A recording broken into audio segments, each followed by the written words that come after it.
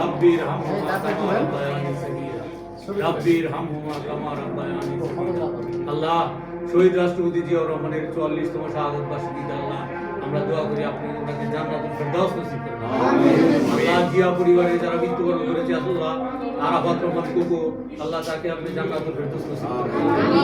আল্লাহ আমাদের প্রিয় নেত্রী বেগম খালেদা জিয়া আল্লাহ ওনাকে আপনি নেক হায়াত দান করেন। এই জাতিকে আরো নেতৃত্ব দেওয়ার তৌফিক দান করেন। আল্লাহ তারেক রহমানকে আপনি যাতে দ্রুত দেশে ফিরে আসতে পারে সেই তৌফিক দান করেন। আল্লাহ তারেক রহমানকে বাংলাদেশের প্রধানমন্ত্রী হিসেবে আমরা দেখতে চাই। আল্লাহ আপনি আমাদের সেই মনোবাসনা পূর্ণ করুন। আল্লাহ আমরা যারা জাতীয়তাবাদী রাজনীতির সাথে জড়িত, জাতীয়তাবাদী আইনজীবী ফোরাম, আইন ছাত্র ফোরামের সাথে জড়িত আল্লাহ প্রত্যেককে আপনি নেক হায়াত দান করেন।